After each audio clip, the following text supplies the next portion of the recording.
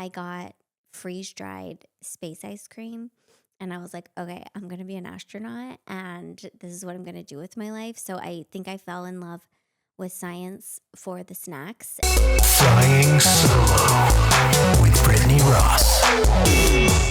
Hey guys, welcome to today's episode of Flying Solo. I was thinking about what I thought I was going to be when I grew up, because we've been talking to our daughter, like she's been telling us like what she wants to get more involved in and stuff. And I'm like, when I was a kid, I remembered I really thought I was going to be an astronaut. I thought I was going to be an astronaut or an Olsen twin. And I don't know how I thought the Olsen twin thing would work out for me, but I really thought that was going to happen. But I lived in Texas, and so some of our field trips growing up would be to NASA. And I remember the first time I went to NASA, I got freeze-dried space ice cream.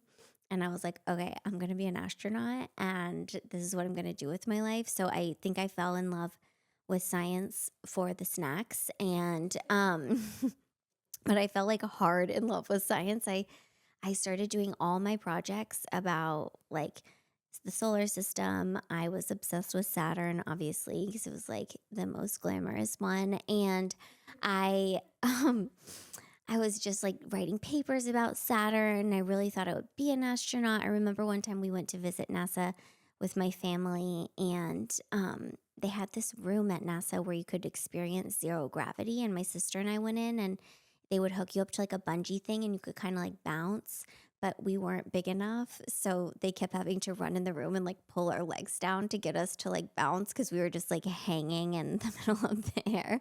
And I was like, I love this. I want to go to space and be weightless and bounce around. And I also started asking for telescopes. Like I got a telescope from Santa one year. I was just like very into looking at the stars and all that kind of stuff, and space ice cream, the snacks. And so then flash forward, I'm in high school, and I was like taking physics, and I was like, like all early astronauts do, like we have to take physics. And I was like, I was into physics because I still kind of thought maybe I would be an astronaut, which I feel like by that point it was like, I don't know. It just felt dangerous. Like cheerleading felt like dangerous and extreme, and being an astronaut felt like the next, like if I had to do something else, it would be like dangerous and extreme. I would do that. Um, so I'm taking physics and like thinking like, okay, one day I'm gonna like, thank my high school physics teacher, for teaching me everything I know and like setting me on my path to space. And but really I realized in physics I would go into this lab, and before the teacher would get there, we'd all be sitting at our lab seats. And this is so weird. I don't know why I would do this, but you were allowed to light as many matches as you wanted. And I liked the smell of matches, and I was like, oh, this is fun. So I would do that. And then I remember one day I lit a match and like stood on my stool and pretended like I was the Statue of Liberty, and like waited for people in the class to notice and like see who I could get to laugh. And I was like, I think I like science for the snacks and the comedy. I think I'm in it for like the bits that I get to do in science. And then my teacher told us something like really exciting. He's like, you're going to do a physics project, but it's going to be a video project. And you have to explain a rule of physics out in the real world and set it up somehow, a law of physics, and get it on video. And so my group decided, I might have to have you look this up, Molly. We were going to do, I think it's like Newton's law of falling objects or something, Galileo's law of falling objects. Clearly, I didn't end up becoming a scientist because I don't even know what the law was. But it's a principle that basically says, no matter the weight of the object, it will fall to the ground in the same amount of time. So if it's a feather or a pencil, they'll both hit the ground at the same time. Or if it's like a penny and like, I don't know, like a block of wood, they're both going to hit the ground at the same time. Newton's second law of motion. And I feel like it was like originally tested at like the Leaning Tower of Pisa. Am I making this up? I feel like they dropped something out. I don't know. That part maybe I'm making up. I don't know why that's coming into my mind, but whatever. This isn't a science podcast. So I was like, I know what we're going to do for this project.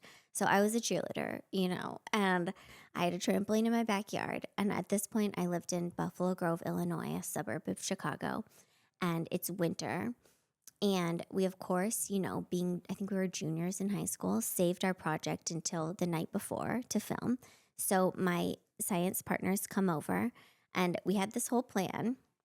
It's snowing. It's snowed outside, and there's snow on the ground. It's icy. And the plan was that we were all going to jump off of my roof onto the trampoline and time it so that we could show that, like, no matter what our size was, we would all hit the trampoline at the same time, and we are going to film it. And it's like 8 p.m. and we've done all the like videoing of the measurements and stuff and whatever. And my mom comes down and she's like, "What are you guys doing?" And we're like, "Well, we're about to go jump off the roof onto the trampoline." And she's like, "It is frozen ice. There's snow everywhere. You're not doing that." And then she was like, to the other girls, "Did your parents say you could do that?" And they were like, "No." And she's like, "I'm going to call them." And they're like, please don't call our parents and say that we were planning to jump off the roof in a snowstorm. So I decided I would enlist my sister into doing this with me. And so it was me and my sister, a penny, and then we thought it would be funny. Our youngest sister, Bailey, was like 4 at the time. And I was like, let's say Bailey's going to do it too. So we filmed Bailey being like, we weighed all of us and like had these graphs. And we filmed Bailey being like, okay, these 3 sisters are going to jump off the roof. And then instead of Bailey, we used like a baby doll as a stunt double in the video and threw this baby doll off the roof. And then my sister and I jumped off the roof onto like a snow-filled trampoline. And I made her go first because I actually got a little scared. And I was like, could you just do it first? And so she did it first. And then we had my mom come out because I was like, I want to film a bloopers reel. So we had my mom come out and be like, "Girls, what are you doing? Like, why are you doing this?" And I said something like, "Mr. Richards says we have to do this for our project or we're going to fail our class." And I thought it was so funny. And so we edited it together on a VCR. My stepdad helped me edit it on a VCR. That's how we used to edit things. And we play it for the class. And I swear, I thought my teacher's face I thought he was going to be so proud and think it was so funny. His face went like white, like a ghost. He couldn't believe that we jumped off the roof onto the trampoline.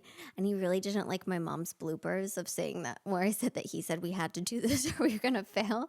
But the class loved it. And I remember everybody like laughed at it. And I think it was maybe my first comedy sketch that I ever made. And so I didn't go on to being like, "Oh, thank you, Mr. Richards, for starting my career in science." But I do think Mr. Richards started my career in comedy because it's the first time where I was like, I think I like making sketches and doing funny things. So, you never know what's going to happen in physics, guys. Okay. Okay, let's read some of your full out stories. Yes. Okay. So this first one is from Annie. A few months ago, I read an article about someone who peed their pants while doing a gymnastics routine. Anyway, then I had a nightmare about peeing my pants while in a cheer pyramid. So for the following week, I was having so much anxiety that I called in sick to a week of cheer practice, which isn't like me, but I was so convinced I was going to pee my pants. Any advice for that type of anxiety? Oh my gosh. I feel like that type of anxiety, you just have to like pee your pants one time, actually do it, and then survive it and be like, oh, I survived the worst thing. No, this is I get this. Yeah, and peeing your pants is like, you can survive it. I peed my pants in the car one time, but I was at least by myself. But I was like stuck in the worst traffic on the 405 and I couldn't exit. And I was like, I'm going to pee my pants. It happens. Yeah. It happens. I feel like I have friends who have like peed into their kid's diaper or something because they like pulled out a diaper and peed into it because they didn't have. I tried to crawl in the backseat to like pee in a cup because it was dead stop. And I was like, I can move to the backseat. And like for the most part it got in the cup, but I was like, it was a mess. It was awful. But it's like I survived it and I'm here today telling the story and now it's kind of funny. I feel like peeing your pants, like if you can have a sense of humor about it or find like a joke about it or something, it happens. Yeah, it happens to everyone. It does happen to everyone. I feel like especially after you have kids, a lot of people start peeing their pants. Okay, next one is from Blaine. Hi, Brittany. I had a full-out puppy surprise this past week. All my dogs are fixed except one. I just honestly got busy and forgot, and she stays at the house, so it didn't feel necessary. Anyway, the neighbor's dog was so in love with her, the dog jumped the fence and got her pregnant. But my dog is quite chubby, so I didn't know until the week she was due. Now we have 8 adorable little mutt puppies and are in full-out puppy mode. Don't worry, though, our dog is now fixed.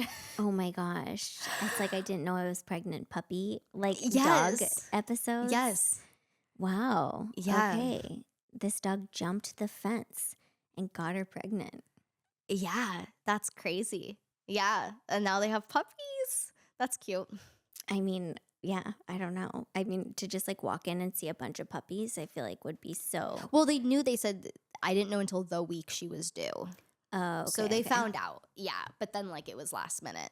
A surprise. I feel like a lot of people, like I feel like I've heard this story before. You have? Similar. Like I feel like I know people who like don't know their dog's pregnant. Or I guess like in the rescue community, you rescue a lot of dogs from the street and then you find out they're pregnant like Whoa. after the fact. And you're like, oh shit. Because dogs like don't always show that they're pregnant. Yeah. And then they Yeah. have like 8. So many puppies. That's so many puppies. Yeah. Yeah. I might have to Reach out to Molly because maybe she wants one. yeah, maybe I want one, you know? I Maybe kind she of wants like 1 to 8 of them. I always want more puppies. No, this girl that I know just posted that she's pregnant, but like 6 months pregnant, and like she like is like claiming on Instagram that she like didn't know, but she's like a really like petite, small person, and I'm Mhm. like, I don't know, I'm like skeptical about it. I had a girl on my cheer team in college who was a mom and she had a kid and but young, and she didn't know until basically like she had the kid that she was pregnant, and she was so petite and tiny. Yeah, And I saw pictures of her like, because she also, I think she grew up in Hawaii. I saw pictures of her like in a bikini like the week before she had this baby, and like whoa. I never would have known. Okay, well that's all our stories. Okay, for great. today. Thanks. Yeah. Keep writing in your stories, guys. Thanks, Thoughts at bye. Fall Pod. Bye.